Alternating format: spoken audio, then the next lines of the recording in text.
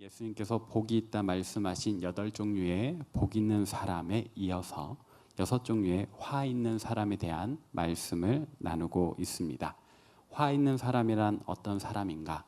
당시에 거룩하게 살겠노라, 그래서 하나님 나라를 누리겠노라 했던 저 바리새인들보다 더 나은 의를 가지고 살지 못하는 사람들, 그런 사람들을 가리켜서 예수님은 화 있는 사람이라고 말씀하시는데요. 첫 번째는 말로 이웃들을 괴롭히는 사람들, 마음에 상처 주고 힘들게 하는 사람들이었습니다.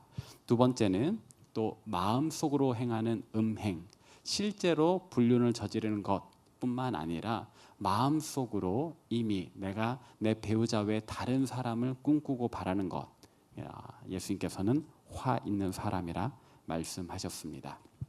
오늘은 이 두 가지 이어서 세 번째 이혼에 관해서 이야기를 하려고 하는데요.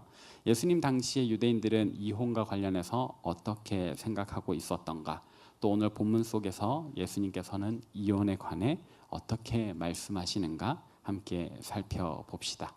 먼저 오늘 말씀의 배경을 우리가 알면 좋겠는데요. 본문 중 31절, 마태복음 5장 31절을 함께 읽어보도록 하겠습니다. 시작.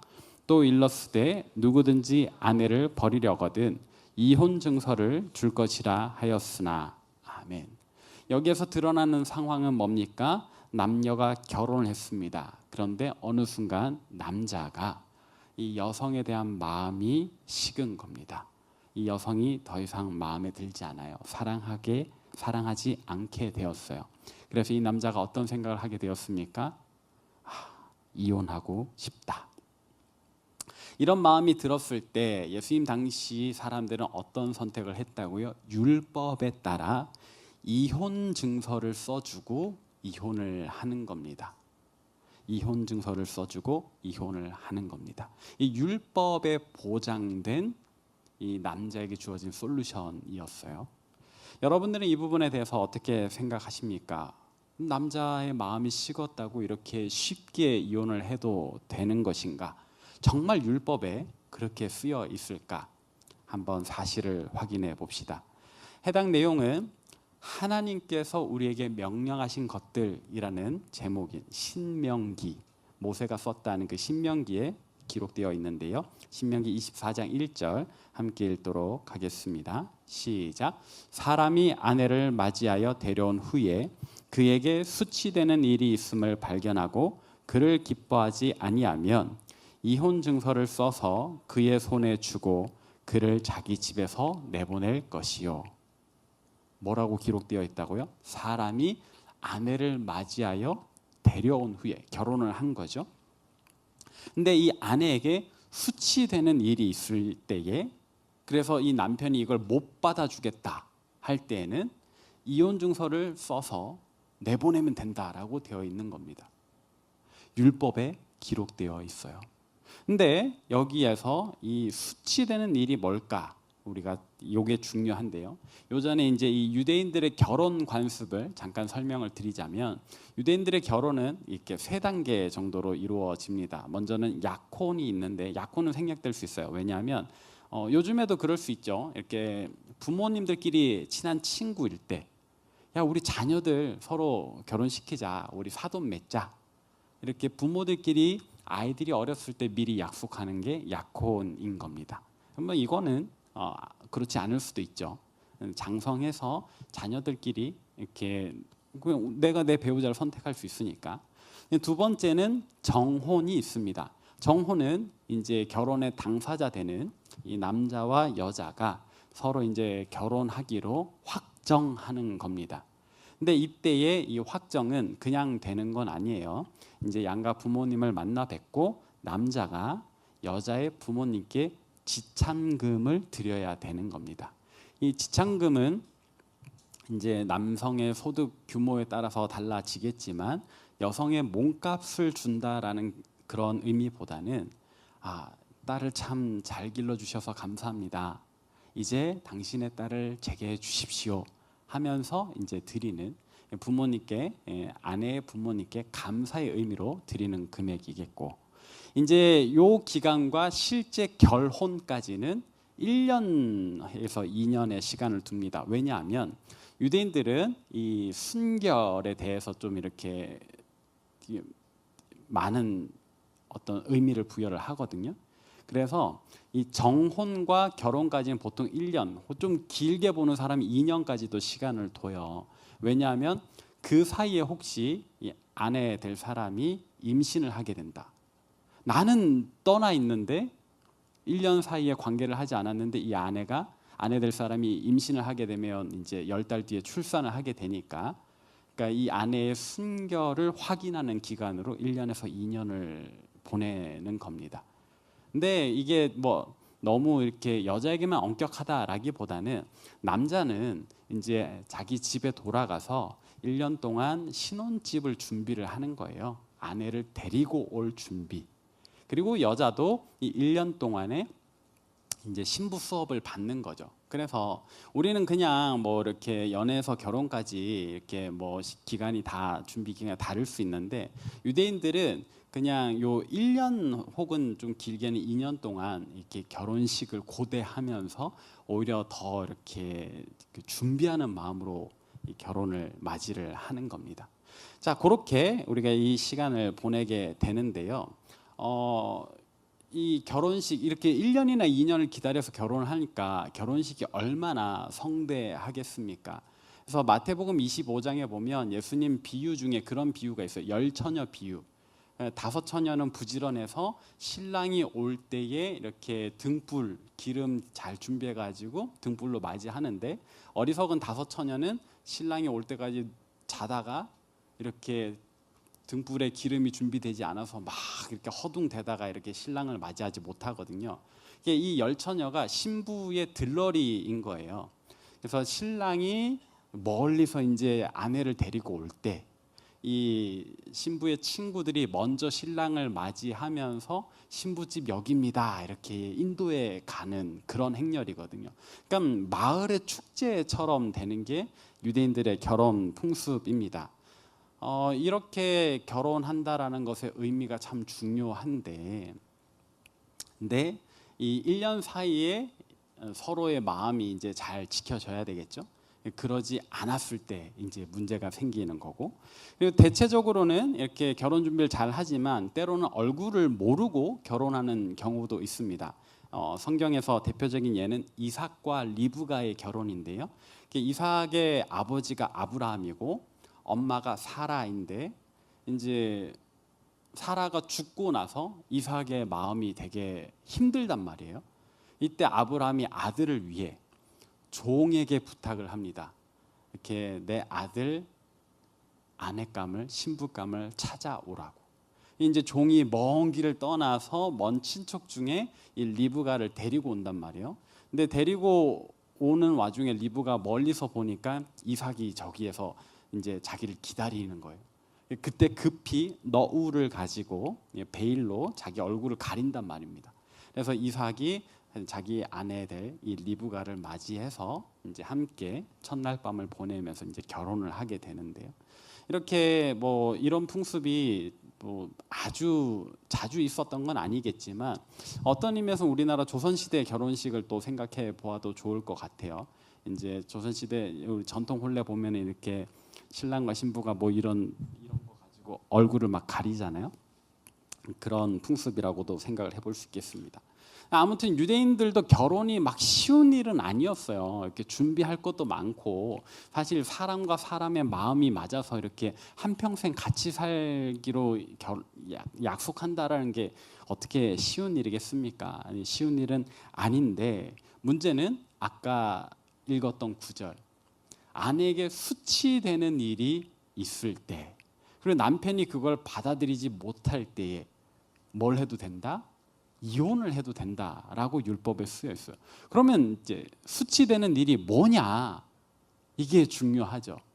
근데 다른 설명이 없습니다. 그냥 수치되는 일이 있을 때, 그 남편이 이걸 기뻐하지 않을 때. 원어의 의미는 수치되는 일, 이게 우리말로 번역하다 보니까 이게 너무 좀 심각하게 번역이 되는데요. 뚜껑 열어보니까 영 아닌 것이라는 의미예요. 뚜껑 열어보니까 영 아닌 것. 그러니까 남편이 아내에게서 기대하는 바가 있을 거 아니겠어요? 내 아내는 이랬으면 좋겠다. 근데 같이 살아보니까 그렇지 않은 거예요. 그러면 어떤 부분일까? 첫 번째는 아까 이야기했다시피 내 아내가 순결한 처녀인 줄 알았는데 알고 보니까 그렇지 않더라. 이런 거는 유대인들 사이에서 좀 납득할 만한 사유였습니다. 그래서 처음에는 이런 이유들로 그치 이런 건 좀 우리 민족 안에서는 받아들일 수 없어 해서 이혼을 했는데 나름 공적인 이유들로.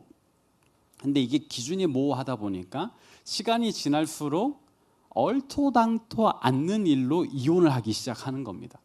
어떤 이혼 사유가 있었을까? 이제 기록을 누군가가 찾아봤어요. 거기에 나온 기록이 있어요. 어떤 이유였을까? 요즘엔 우리가 밥솥이 밥을 하지만 유대인들도 옛날에는 이렇게 화로에 불을 지펴가지고 위에 뭐 솥을 걸어서 이렇게 음식을 했단 말이에요. 좀 부주의하면 불이 세. 음식이 어떻게 될까? 타겠죠. 옛날 우리 먼 옛날에 우리 여성들도 우리나라의 여성들도 밥 태워서 혼 많이 나셨던 것 같아요. 이혼 사유예요. 밥을 태웠다. 이혼 사유.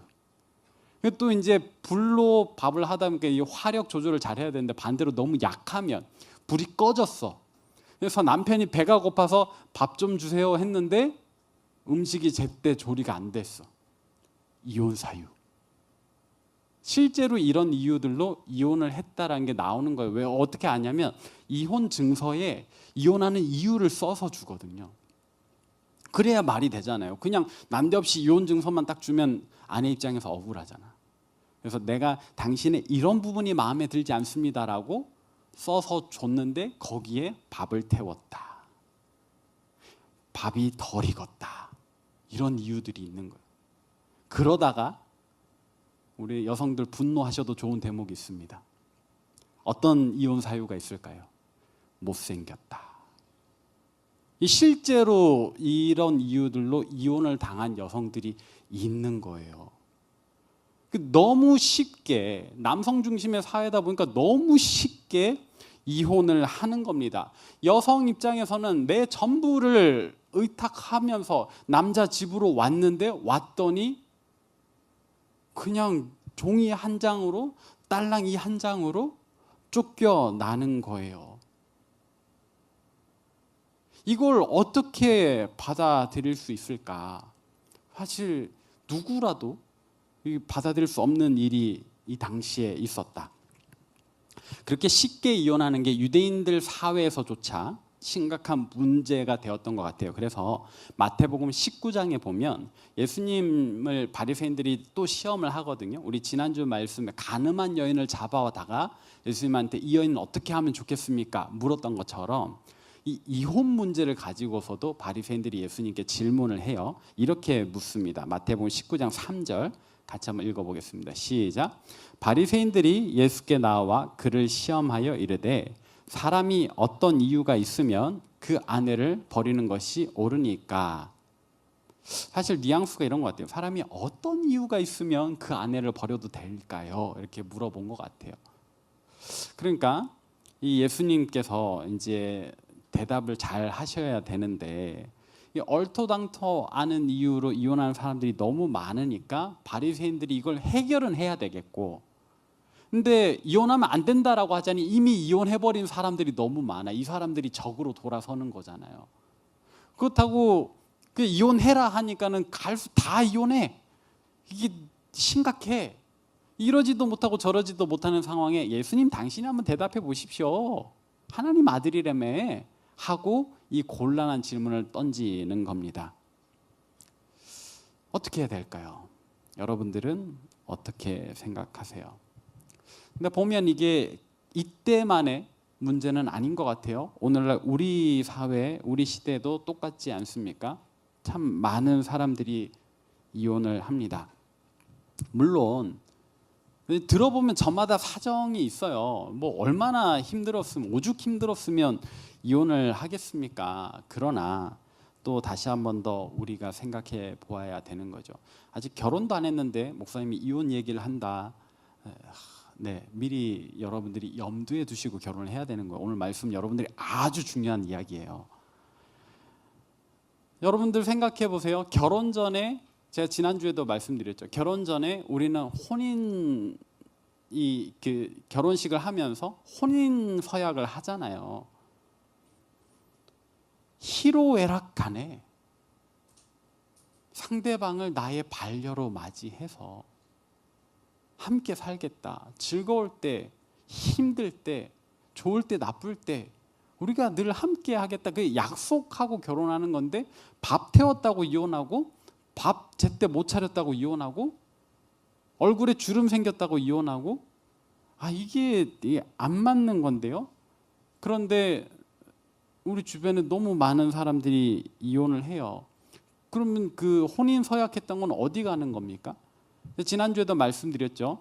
많은 증인들 앞에서 서약하는 거잖아요. 하나님 앞에서 서약하는 거잖아요.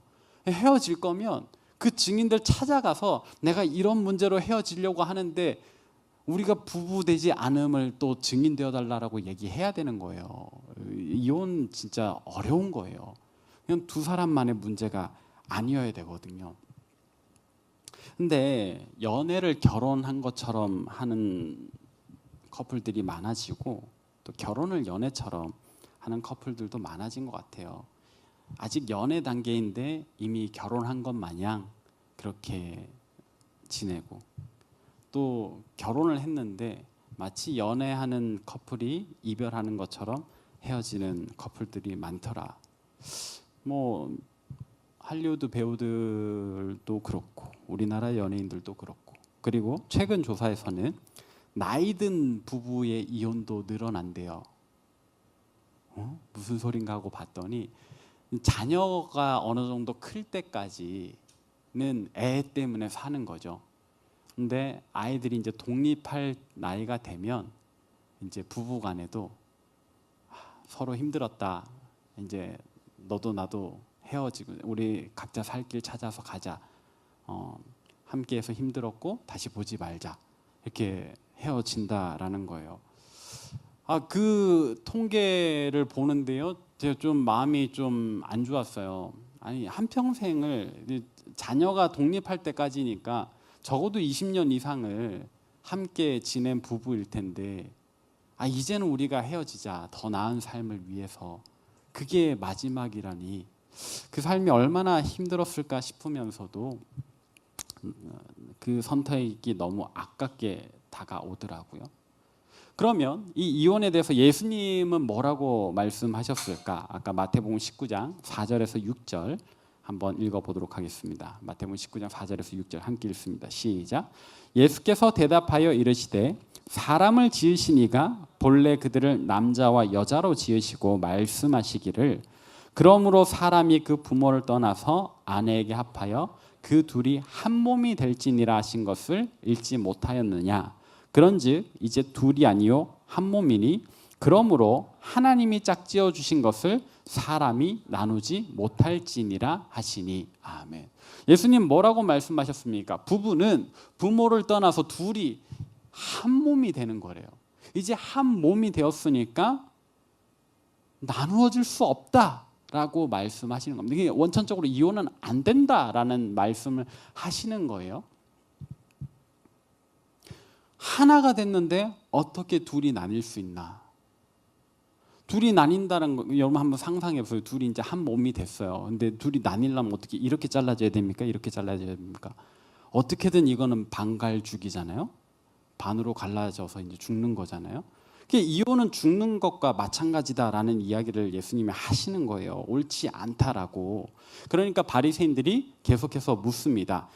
이 마태복음 19장에 보면 7절에 그러면 어째서 모세는 이혼 증서를 써서 버려라 라고 했냐라는 거예요. 율법에 써져 있는데 모세가 잘못했다는 거냐? 라고 질문을 하는 겁니다. 그러니까 예수님께서 이렇게 답하십니다. 마태복음 19장 8절에서 9절 함께 읽습니다. 시작. 예수께서 이르시되 모세가 너희 마음의 완악함 때문에 아내 버림을 허락하였거니와 본래는 그렇지 아니하니라. 내가 너희에게 말하노니 누구든지 음행한 이유 외에 아내를 버리고 다른 데 장가드는 자는 간음함이니라. 모세가 왜 허락했다고요? 니네가 모세를 오죽 괴롭혔으면 이건 안 됩니다. 뭔가 이 하나님의 말씀, 이 율법이라고 전해주는 과정에서도 이 히브리인들이 모세를 되게 좀 괴롭게 했을 것 같아요. 그러니까 모세가 너희 마음의 완악함 때문에 여지를 준 거지. 이게 원래는 그렇지 않다. 간음한 이유, 간음은 아예 이 아내가 나를 아니라 다른 사람을 선택하는 거니까 그 이유 외에는 이혼은 안 된다라고 이야기를 하시는 겁니다. 그러면서 이 이혼 증서의 의미를 다시 생각해 보면 사실은 이건 유대인 사회에서 여성들을 보호하기 위한 장치라고 할 수 있는데요. 아니 버리는데 뭐가 보호냐 질문할 수 있죠. 이 의미는 이런 거예요. 우리 조선시대 여성들을 생각해 보면 우리 드라마나 사극이나 이런 데 보면은 이제 얼굴을 모르고 뭐 부모 간의 약속 때문에 이렇게 결혼을 했어. 첫날 밤에 처음 이제 부부가 얼굴을 대하는데 남자가 여자를 보고 실망한단 말이에요. 그러면 관계도 안 해. 그리고 그냥 나가서 살아요. 첩을 들이고. 그럼 이 여성은 어떻게 돼요? 소방 맞았다라고 하거든요. 그냥 남편이 있지만 남편 없는 여인으로 살아야 되는 거예요. 생과부라는 말이 그래서 나오는 거죠. 살아있는데 남편이 살아있는데 과부처럼 지내야 되는 거예요. 이 여인은 이제 다른 데 시집도 못 가. 근데 유대인들은 이혼 증서를 써서 주잖아요. 그 이유도 써서 주고 이게 의미가 이런 거예요. 나는 이런 부분이 나랑 안 맞아서 못 살겠는데 나보다 이 여인을 더 사랑할 수 있는 남자 있으면 데려가세요라고 하는 거예요. 우리가 혼인을 했는데 제가 안 되겠어요. 데려가세요. 더 사랑해 주세요. 뭐 이런 의미거든요. 역시 말은 안 됩니다. 역시 말은 안 되는데 근데 유대인들의 이 완악함 때문에 모세가 이런 여지를 여성이라도 다시 더 사랑해 줄 수 있는 남자 만날 수 있게 그렇게 허용해 줬다라는 의미거든요. 우리 자매들 표정이 굉장히 안 좋은데 저도 말씀을 준비하면서 굉장히 안 좋았어요. 제가 남자의 입장에서 설교하는 게 아니라는 거 이해를 해 주시고 자, 그래서 그럼 어떡하라는 거냐? 처음부터 서로 사랑하는 진실된 만남에 결혼을 해야 되는 거죠. 이혼 생각하지 않도록 진실된 사랑이요. 여러분 결혼은요 서로에 대해서 헌신하는 겁니다. 나를 위한 봉사자 구하는 게 아니에요. 비서 드리는 게 아니지, 식모 드리는 게 아니라고요. 이제 여성들 환호하십시오. 밥 해주려고 결혼하는 거 아니잖아요. 사랑받고 사랑하려고 서로 그런 마음으로 결혼해야 되는 겁니다. 심지어는 저는 이런 표현도 봤어요. 홈쉐어링 파트너래요. 부부가 월세 내기 힘드니까 같이 사는 그런 관계입니까? 아니잖아요. 함께 진짜 사랑해서 함께 사는 거죠. 근데 이렇게 생각하는 사람들이 자꾸 늘어가는 것 같아요. 최근에 어떤 커뮤니티에 올라온 글을 봤어요. 이렇게 쓰여 있더라고요. 아내가 집안일도 힘들어해. 돈을 벌지도 않아. 애기랑 놀아주지도 않아. 요리도 못해. 근데 큰애한테 맨날 소리 질러. 내가 이렇게 저렇게 생활을 좀 바꾸면 어때라고 권했더니 듣지도 않고 짜증만 내. 내가 1년에 한두 번 만나는 친구들 그렇게 친구 만나는 것도 아내가 싫어해. 내 유일한 취미인 운동 가는 것도 싫어해. 사람 쓰자고 했더니 아마 애기 봐줄 사람인 것 같아요. 사람 쓰자고 했더니 그것도 싫대. 내 동생이랑 아버지한테 잘하지도 않아. 그렇다고 나한테 애교가 있는 것도 아니야. 도대체 어느 부분에서 난 결혼 생활에 만족해야 하는 걸까? 이 남자가 쓴 겁니다. 댓글에 여성들의 분노가 퍽 올라와 있어. 응? 네 아내가 왜 니네 아버지한테 잘해야 되냐부터 시작해가지고 뭐 넌 그렇게 친구 만나고 운동하러 가면 그 애는 혼자 다 보라는 거냐부터 시작해서 막 이 분노가 이 댓글 보는데 제가 참 안타까웠어요. 글쓴이는 뭔가 이렇게 자기가 위로받고 싶어서 썼던 것 같은데 묻 여성들의 공격을 푹 받았거든요. 사실 그 부분은 남들한테 뭐 의견 물을 필요 뭐 있어요. 부부간에 이야기를 해야죠. 대화를 해야죠. 반대로 이런 글도 봤습니다. 이건 여성이 쓴 글이에요. 남편이 퇴근하고 오면 방에서 게임만 해. 그래서 여기에 관해 불만을 토로했더니 남편이 하는 말이 이래. 자기는 개인적인 시간, 혼자만의 시간을 즐기고 싶대. 자기 사생활에 간섭하지 말래. 나 정말 이혼하고 싶어. 여기 댓글을 또 봤습니다. 그랬더니 해! 이혼해! 뭐 그런 남편이 다 있어. 엄청난 여성들의 동의가 있었어요. 근데 사실 부부 관계는 우리가 그냥 이 글만으로 판단하기는 어려워요. 실제 당사자들끼리 이야기를 해야 되는 거예요. 남의 의견 물을 거 없어요. 서로를 이해하기 위한 대화를 해야 되는 겁니다. 이게 묻고 싶은 거예요. 왜 혼인 서약 왜 했어? 왜 결혼했어? 어떤 마음으로 그때 서약한 거야? 간섭받고 싶지 않다? 아니요, 여러분, 결혼은요 서로에게 간섭받으려고 하는 거예요. 맞잖아요. 결혼을 했는데 생활 공간을 합쳤는데 나만의 공간을 빼달라, 이게 무슨 말이에요? 그건 안 되는 거예요. 결혼은 서로에게 간섭받으려고 하는 겁니다. 우리는 한 몸이잖아요. 한 몸이 됐어요. 아니, 손발이 움직이려면 뇌의 간섭을 받아야죠. 뇌가 살아있으려면 심장의 간섭을 받아야 된다니까요. 눈알 두 쪽이 서로 연동돼서 움직여야지. 이게 따로 본다고 생각해 보세요. 이게 정상입니까? 그렇지 않아요. 한 몸이라면 서로 간섭을 주고 받아야 돼요. 가정은요, 하나님께서 우리에게 선물로 만들어 주신 아름다운 공동체입니다. 괴롭고 어려운 곳이 아니에요. 근데 많은 사람들이 이렇게 이상적인 가정은 없다라고 생각하는 것 같아요. 아닙니다. 여러분, 가능합니다. 결혼 생활이요, 아름다운 미래를 향해서 함께 걸어가는 거라고 생각을 해요. 비유를 하자면 같이 걷는다. 왼발 오른발이 돼서. 가끔은 속도가 안 맞을 수 있죠. 그래서 한 발이 먼저 가고 뒷발은 따라오잖아요.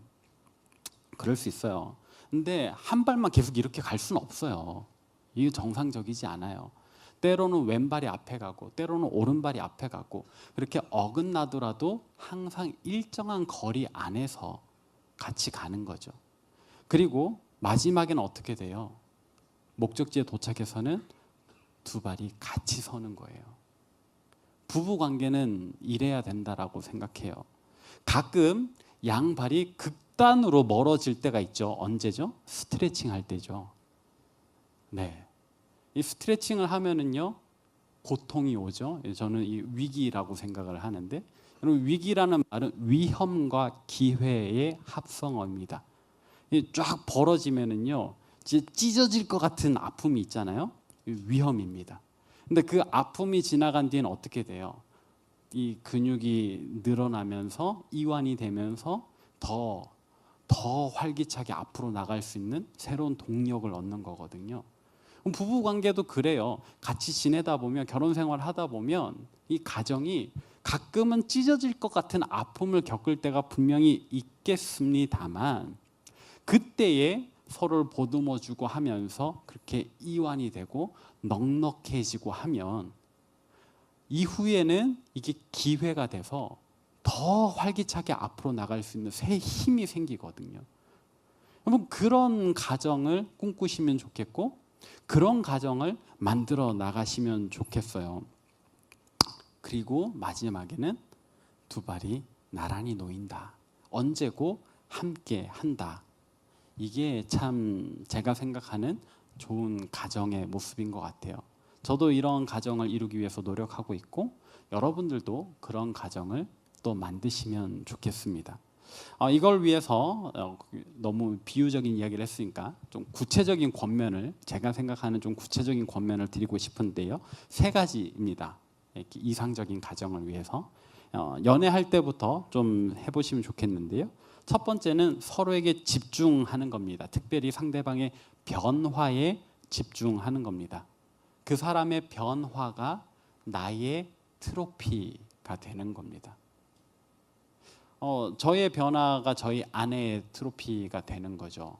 저는 옛날에 좀 못 봐줄 정도였던 것 같아요. 네네. 저희 아내가 저의 외모 때문에 저를 안 만나려고 했었거든요. 그래도 지금 좀 봐줄만 하잖아요. 아니에요? 네. 그래서 저는 옛날에 싸이월드가 잠깐 열렸을 때 그냥 향수에 젖어 들어갔다가 한 장도 다운받지 않았습니다. 다운받을 사진이 없어요. 그때 저는 굉장히 촌스럽고 별로였는데 지금 저희 아내가 저를 많이 꾸며주고 있죠. 그냥 완벽한 반려를 만나려고 하면 사실 평생 못 만날 가능성이 커요. 네, 서로 좀 미숙할 때 만나서 서로를 변화시켜서, 긍정적으로 변화시켜서 함께 완성되어 가는 게 이상적인 가정이거든요. 여러분들도 이렇게 진짜 막 꿈에 그리던 완성형을 만나려고 하면 그 사람이 나를 왜 만납니까? 내가 미완성인데. 서로 미완성으로 만나서 함께 완성이 되어 가는 게 중요하다. 그리고 두 번째는요, 이게 가능하려면 상대방의 이야기에 경청을 해줘야 됩니다. 상대방이 원하는 게 뭔지를 잘 들어줘야 돼요. 그냥 무턱대고 너는 이게 마음에 안 들어. 아니, 밥을 태웠어? 밥을 태우게 된 이유가 있을지 어떻게 알아요? 아니, 밥을 짓다가 아내가 아팠어. 그래서 밥을 태웠어. 이러면 이제 밥이 문제가 아니라 어디가 아픈지, 얼마나 아픈지 뭐 이런 쪽으로 가야 되는데 그냥 밥만 보고 여자가 밥을 태워? 이거는 이게 버리는 게 아니라 버림 받아야 되는 상황이 되는 거잖아요. 상대방이 왜 그런 생각을 하게 됐고 그런 행동을 하게 됐는지 좀 관심을 가져야 돼요. 이야기를 잘 들어줘야 된다. 제가요, 저희 아내한테, 유튜브로 나가지만 괜찮습니다. 가끔 서운할 때가 있거든요. 가끔 서운할 때가 있는데요. 이야기를 들어보면 내가 서운하게 한 일이 더 많아요. 그래서 처음엔 제가 조금 이제 이 서운한 마음에 이렇게 약간의 분을 가지고 여보 이렇게 이야기를 시작했는데 항상 이야기의 끝은 미안해 이렇게 끝나거든요. 만약에 거기서 제가 이 약간의 분함이 있지만 대화를 시도하지 않았다면 저는 이제 잘리는 거예요. 네, 저희 가정은 아주 이상적인 가정입니다. 네, 자주 만나면 좋겠어요. 그래서 대화를 많이 해주세요. 어제 나와 오늘의 내가 다르듯 내 배우자도 어제 내 배우자 아니요 오늘과 달라요. 오늘은 또 새로워진단 말이에요. 기분이 다르고 상태가 다르고 그럼 이야기를 해야죠. 대화를 많이 해야 돼요. 그래서 여러분들 뭐 영화를 보러 가시면 그 영화 가지고 이야기하시고 또 누구를 만나면 이제 그 관련된 이야기를 좀 많이 나눠주세요. 이야기를 많이 나누는 부부가 진짜 건강한 부부 생활을 할 수 있습니다. 마지막 세 번째는요, 이야기를 할 에너지를 늘 가지고 계셔야 돼요. 요 아주 중요한 이야기인데요. 제가 예전에 사역할 때는 솔직히 사역에 미쳐 있었습니다. 그래서 이렇게 새벽 5시 반에 나가서 밤 11시에 집에 들어오고 했었어요. 열심히 사역했죠. 진짜 열심히 했습니다. 근데 그렇게 하니까 집에 와서 에너지가 하나도 없는 거예요. 제가 우리 몇몇 지체들은 아실 텐데 저 그때 기억이 잘 없어요. 그래서 제가 그 교회를 사임하고 이제 다시 서울 쪽으로 와서 저희 아내 친구를 오랜만에 만났거든요. 이렇게 부부끼리. 그럼 제가 이제 이야기를 한 거예요. 누구씨 너무 오랜만이야. 잘 지냈어요? 우리 한 10년 만인가 했는데 이 친구가 너무 놀란 거예요.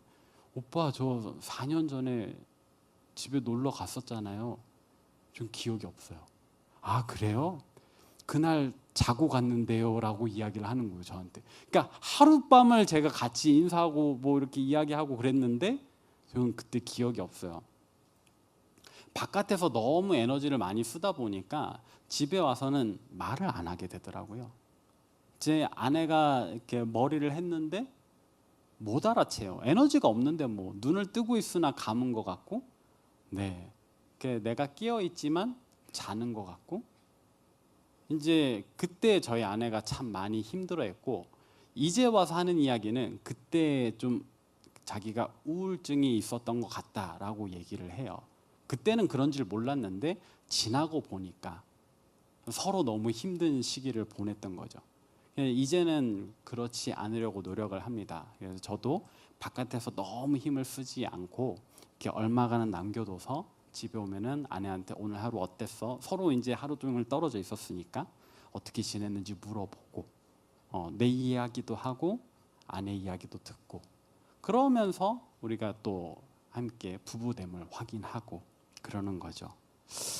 행복은요, 나중에 확인할 수 있는 게 아닌 것 같아요. 우리 열심히 일하고 저축을 해가지고 돈을 모으고 나중에 행복하자, 아니요, 그러지 않습니다. 그날 행복해야 되는 거예요. 그날 건강한 가정, 이상적인 부부 생활 우리 할 수 있습니다. 말씀을 정리하도록 하겠습니다. 너무 이렇게 먼 장래 이야기를 하는 것 아닌가 싶을 수 있지만, 지금부터 여러분들은 이상적인 가정을 기대하시면 좋겠어요. 나는 어떤 사람인가 생각하시면서 내 배우자는 어떤 사람이면 좋겠다 하는 것도 한번 생각해 보시고, 어떤 가정을 이룰지 한번 그려보시고, 그렇게 아름다운 가정에 대한 기대감을 가지고 우리가 사시면 좋겠습니다. 준비하지 않으면은요, 부부 생활이 힘들 수 있어요. 그리고 내 일이 아닐 것만 같았던 이 이혼이라는 게 나의 문제처럼 다가오게 될 수도 있어요. 그러지 않으려면 지금부터 하나님 앞에 나를 바로 세우고 또 나와 함께 발맞추어 갈 수 있는 배우자를 놓고 기도하시면서 이렇게 아름다운 가정을 꿈꾸고 소망하시기를 바랍니다. 하나님 우리에게 그런 가정 주시리라 믿습니다.